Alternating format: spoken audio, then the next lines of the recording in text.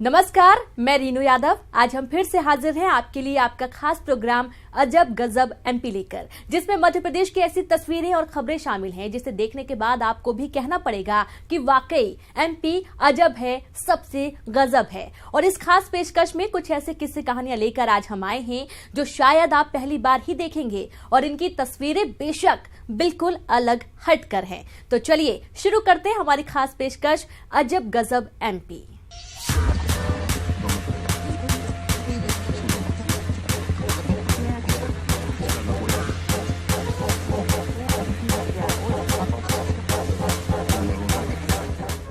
एक मंदिर ऐसा भी जिसे देख आप भी हैरत में पड़ जाएंगे। इस मंदिर में जाकर आपको लगने लगेगा कहीं नेता एक दूसरे पर आरोप ना लगाने लगे। एक ऐसा संसद जहां ना तो बिल पास होता है, ना ही कानून बनता है, ना ही कोई मुद्दे उठाए जाते हैं, लेकिन यहां आपकी मुराद जरूर पूरी होती है। दुनिया का सबसे अनोखा मंदिर जहां तांत्रिक भी दुनिया भर से खींचे चले आते हैं। आखिर क्या है इस मंदिर का राज? देखिए संसद वाला मंदिर हमारी इस खास रिपोर्ट में।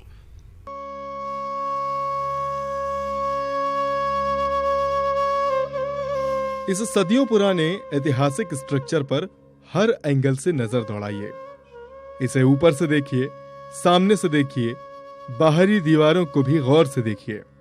इसके एक एक कोने को निहारिए।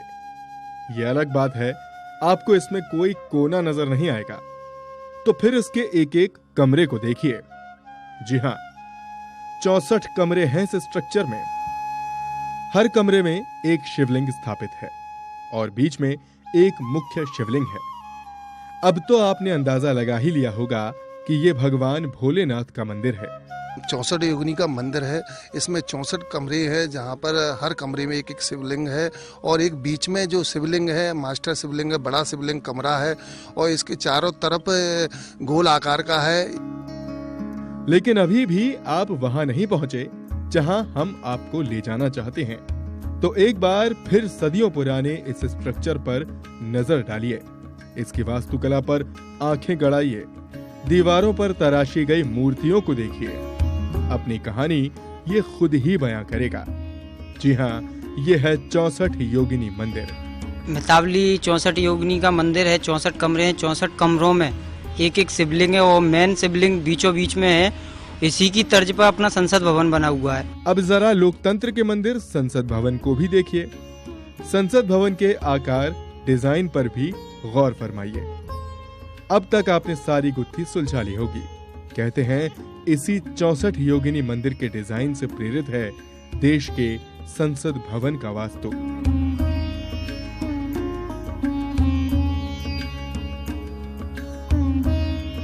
इसको दिल्ली में जो संसद भवन बनाया गया है उस तर्ज पे बनाया गया था। संसद इसी तर्ज पे वो संसद भवन बनाया गया था, इसी के नक्शे को ले जाकर। ये जब लुटियन इतिहासकार लुटियन जब यहाँ आए थे तो ऐसा नक्शा यहाँ से ले जाके संसद भवन का दिल्ली में भी निर्माण कराया गया। अब आपके मन में ये सवाल जरूर होगा कि आखिर संसद भवन के आकार और डिजाइन का ये मंदिर है कहाँ?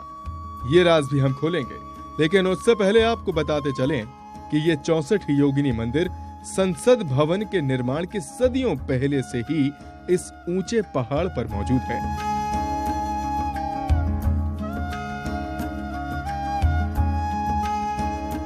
ये मध्य प्रदेश के मुरैना जिला मुख्यालय से 27 किलोमीटर दूर एक पथरीले पहाड़ पर स्थित है, जिसे मितावली शिव मंदिर भी कहा जाता है।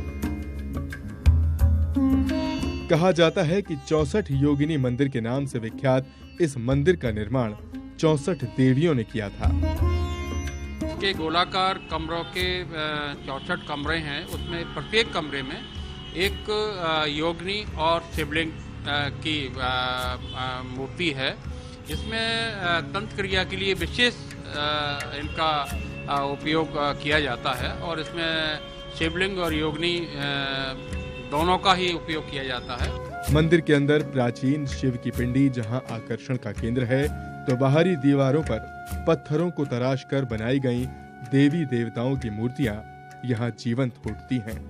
इसे तांत्रिकों की विद्यापीठ भी कहा जाता है।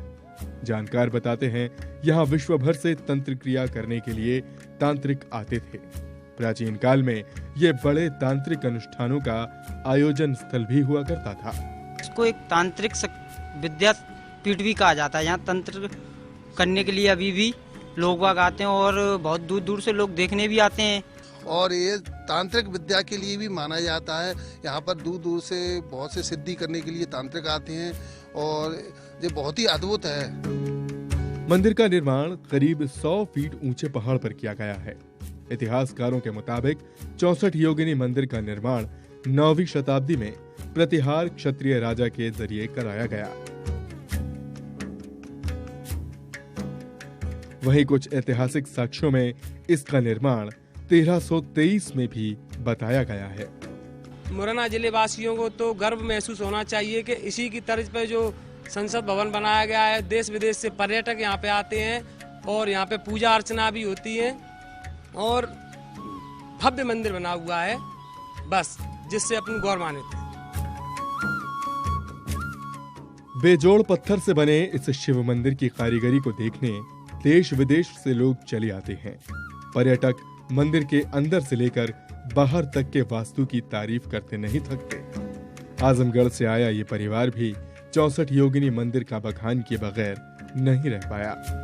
यहाँ हमके अद्भुत लगल बा। यहाँ जो है सुनले रहनी है, यहाँ के जो संसद भवन है अपन दिल्ली में, यही के नक्शा पे बनल बा। तो बहुत दिन से सुनले रही, तो बहुत इच्छा रहा देख के बहुत अच्छा लगल है। यहाँ पे 64 कमरा है, उनमें छोट छोट शिवलिंग है, लेकिन सबसे बड़ा शिवलिंग यहाँ पे है, जो ने के यहाँ के राजा बोल जाना है। अच्छा लगा कि ये कि इतना बढ़िया कंसेप्ट है और 64 योगिन जो कि हमारे आध्यात्मिक 64 योगिन होती हैं उनका मंदिर है और बहुत पौराणिक मंदिर है। और हमारी जो आज जो है प्रजातंत्र का जो सबसे बड़ा मंदिर है वो इसी पे डिजाइन किया गया, ये बड़ा अद्भुत लगा देख के। ये न केवल मध्य प्रदेश बल्कि देश की प्राचीन और अद्भुत धरोहरों में से एक है। यहाँ जरूरत इसके संरक्षण की भी है। जरूरत इस क्षेत्र को बेहतर पर्यटन स्थल के तौर पर विकसित करने की है। आखिर सदियों पहले विकसित हो चुके भारत के निर्माण काल, वास्तु, तंत्र विद्या का ये अनूठा उदाहरण जो है। दुष्यंत सिकरवार, न्यूज़ 18 मध्य प्रदेश, छत्तीसगढ़।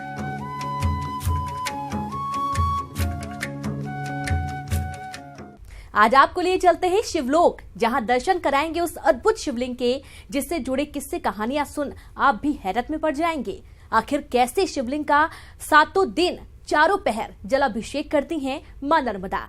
सदियों से चला आ रहा ये सिलसिला आज तक नहीं टूटा। आखिर क्या है इस चमत्कारी कुंड का राज, देखिए अजब गजब की इस खास रिपोर्ट में।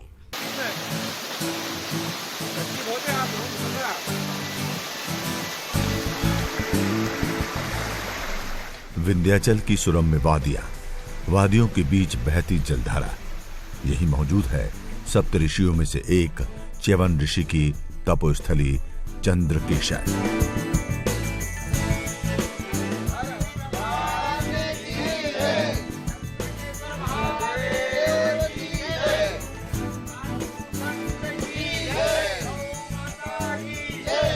इस पवित्र भूमि पर मौजूद है एक शिवलिंग।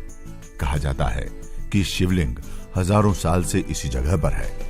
एक ऐसा अद्भुत शिवलिंग जिसके जलाभिषेक के लिए मां नर्मदा की एक धार सदैव कल कल करती इस ओर चली आती है। लेकिन सिर्फ मां नर्मदा का इस शिवलिंग की ओर प्रवाहित होना ही अचंभित नहीं करता। मान्यता है कि जिस कुंड में यह शिवलिंग स्थापित है उसका पानी कभी कम नहीं होता, बारिश और सर्दियों में भी नहीं। भीषण गर्मी भी इस कुंड के पानी को कम करने में सदियों से नाकाम रही है। अब इस कुंड और शिवलिंग के इसी स्थान पर होने के पीछे का रहस्य भी आपको बताते हैं। कहा जाता है कि भृगु ऋषि के पुत्र च्यवन ऋषि ने इसी तपोभूमि पर शिव आराधना की। पौराणिक मान्यताओं के अनुसार च्यवन ऋषि हर रोज यहाँ से 50 किलोमीटर दूर मां नर्मदा के तट पर स्नान करने जाते और मां नर्मदा का जल लाकर शिवलिंग का जलाभिषेक करते।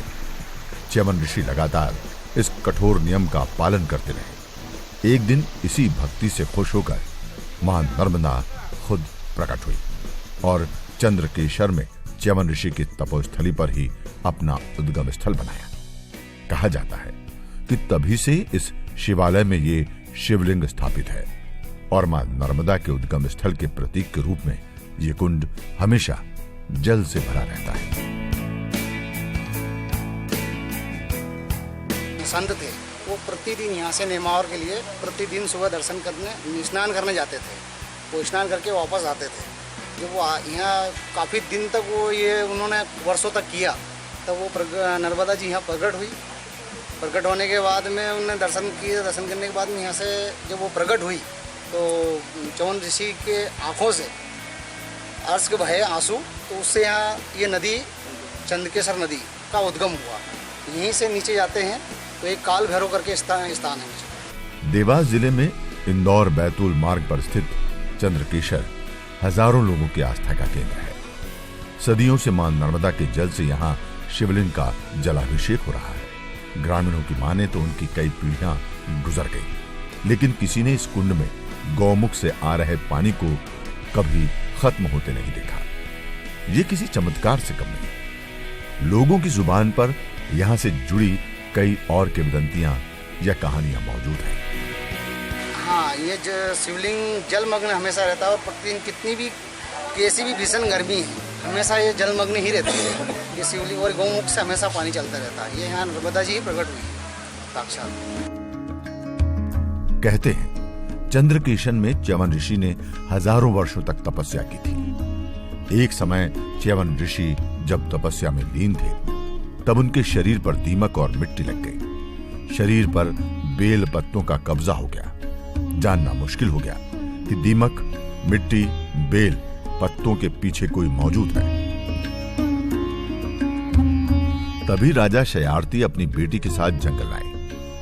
तभी उत्सुकता के चलते बेटी सुकन्या ने उनकी आंखों में कांटे डाल दिए, जिससे च्यवन ऋषि की आंखें खराब हो गई। राजा ने ऋषि से माफी मांगी और अपनी बेटी की उनसे शादी कराई। और यही कुंड में स्नान के बाद च्यवन ऋषि का अंधापन दूर हो गया। क्या नहीं करूं, उनका प्रभु की कुछ ऐसी इच्छा रही होगी। फिर उनने इसी कुंड में मां नर्मदा इसका वो करके, ये इसको कल्पवृक्ष भी बोलते हैं, कुंड में स्नान करने के बाद में ये सब बताते थे कि वो संत भी 25 साल के हो गए और फिर दोनों का इस प्रकार से मिलन भी हुआ। हजारों लोगों की आस्था का केंद्र चंद्रकेसर, जहां साल में 2 बार चैत्र और कुंवार की अमावस्या पर मेला लगता है, जिसमें लाखों श्रद्धालु चंद्रकेसर पहुंचते हैं, मन्नतें मांगते हैं।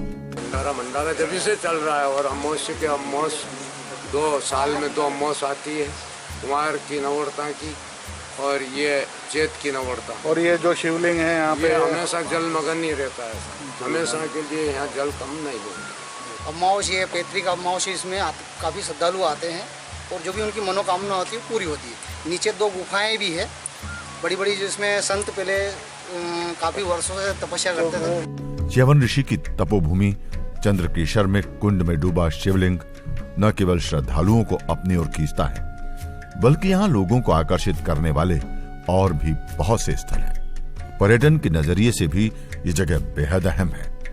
यहाँ प्राकृतिक सौंदर्य और सदियों से मौजूद चमत्कारिक धार्मिक स्थल का संगम जो है। हिमांशु राठौर, देवास, न्यूज़ 18, मध्य प्रदेश, छत्तीसगढ़। ब्रेक के बाद स्वागत है आपका। और अब बात मध्य प्रदेश के अजब गजब गांव की। आखिर कहां बैलगाड़ी पर सवार हुई बुरी आत्माएं? अगर आप सोच रहे हैं पेट्रोल डीजल महंगा हो गया है तो भूतों ने भी बैलगाड़ी की सवारी शुरू कर दी है, तो जनाब ऐसा बिल्कुल भी नहीं है, बल्कि यहाँ तो भूत दुम दबाकर भाग रहे हैं और उन्हें सवारी मिली है बैलगाड़ी की। अगर आपका दिमाग भी चकरा गया है तो चलिए अब आपको लिए चलते हैं बुंदेलखंड के उस गांव जहां भूतों की आई है शामत। भूत का भी उतर गया भूत। देखिए अजब गजब की खास रिपोर्ट।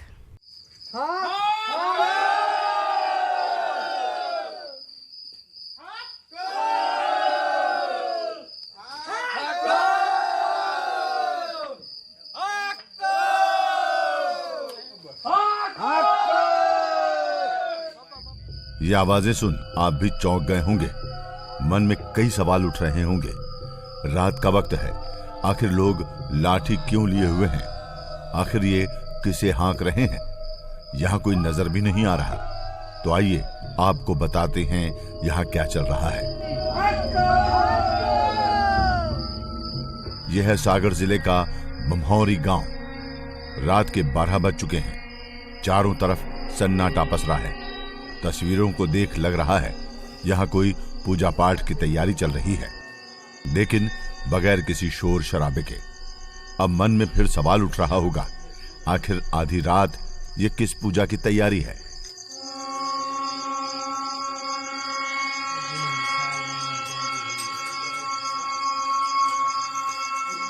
तो एक बार फिर इन तस्वीरों पर नजर डालिए।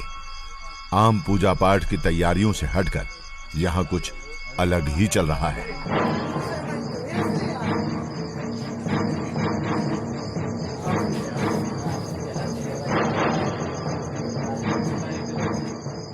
दरअसल जिन बुजुर्ग शख्स को आप देख रहे हैं, ये कोई आम पुजारी नहीं, बल्कि बड़े तांत्रिक गुनिया हैं, जो तैयारी कर रहे हैं गांव में सदियों से चली आ रही तांत्रिक पूजा की। हर साल यहां भादों के महीने में तांत्रिक पूजा होती है और इस पूजा के जरिए गांव वालों का मानना है कि गांव से बुरी बलाओं, आत्माओं की छाया हट जाएगी। पूजा के बाद गांव पर कोई आपत्ति नहीं आएगी। ये तो हम भी पहले से देख रहे हैं, मतलब ये पूजन की विधि है। तो गांव हकने का मतलब सभी देवी देवताओं को तृप्त करना। तो जिस प्रकार ये पूजा होती है, और 1-2 साल वैसे ये पूजा नहीं भी हुई तो कुछ आपदाएं विपदाएं जरूर आई। तो हो सकता है कोई देवी देवता या रुष्ट हों या कुछ भी, तो उनके मनाने के लिए यह पूजा भाद्रपद मास में ये की जाती है। और आज से नहीं, ये बहुत सालों से, मतलब हम भी देखते आ रहे हैं। इसी पूजा के जरिए गांव में मौजूद बुरी आत्माओं को गांव के बाहर हाँका जाता है और समय चुना जाता है आधी रात का। आखिर कैसे बुरी आत्माओं को गांव से बाहर का रास्ता दिखाया जाएगा, ये तस्वीरें देख आपको कुछ कुछ समझ आ रहा होगा। यहां पूरे विधि विधान से पूजा की तैयारी हो रही है। पूजा के बाद हवन किया जाएगा, जिसमें देवी देवताओं को न्योता दिया जाएगा। लेकिन इस दौरान यहां बिल्कुल सन्नाटा पसरा है। यहां आपको एक बैलगाड़ी नजर आ रही होगी, जिस पर झंडे लगाए गए हैं। बैलगाड़ी पर कुछ रखा हुआ भी है।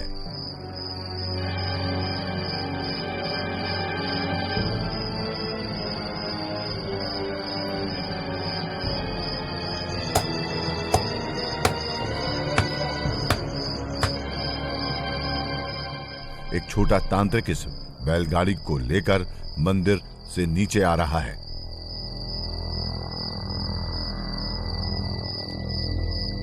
और चारों तरफ सन्नाटे के बीच अचानक हांकों हांकों की आवाज गूंजने लगती है।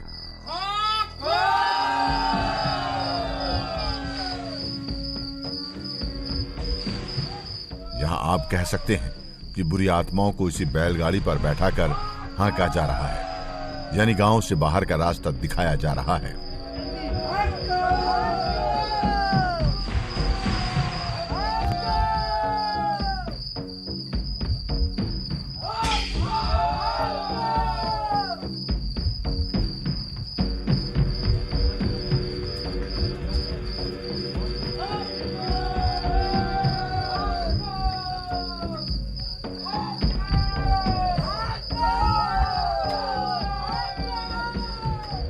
इस दौरान गांव के हर घर के दरवाजे बंद रहेंगे। हांकों हांकों की आवाज सुन घर में मौजूद लोग घर के अंदर ही दीवारों पर डंडा पीटेंगे और आवाजें लगाएंगे, हांको हांको।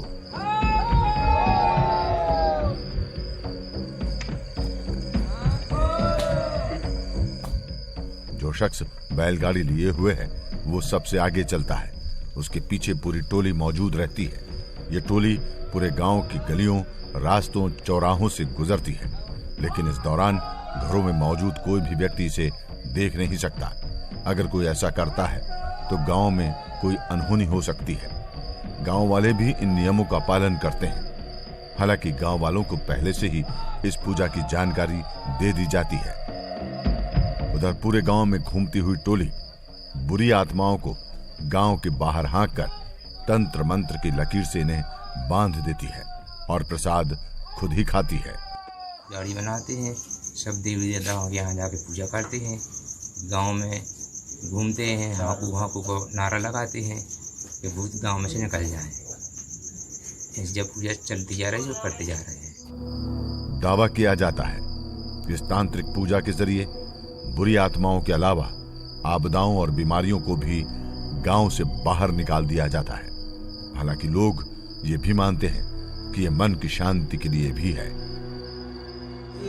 नामा की जो आत्माएं हैं गांव पे यानी कि रहती है अंदर गांव के, तो उसकी भी पूजा होती है जो गांव से बाहर निकाल दी। वास्तव में ये मन की शांति के लिए भी है, एक प्रकार से कि मन में शांति हो जाए कि हमारे ऊपर कोई आपदा विपदा नहीं है। मैंने पूजन करवाया, पाठ करवाया, ये सारी चीजें भी है। इस आधुनिक युग में जब इंसान के जीवन में विज्ञान और तकनीक की सबसे ज्यादा इंपॉर्टेंस है, ऐसे में ये रीति रिवाज कुछ सवाल जरूर खड़े करते हैं। लेकिन फिर भी यहाँ परंपराओं, मान्यताओं की अपनी जगह है। इसलिए तो है ये अजब गजब एमपी। राजेश पवार, सागर, न्यूज़ 18, मध्य प्रदेश, छत्तीसगढ़।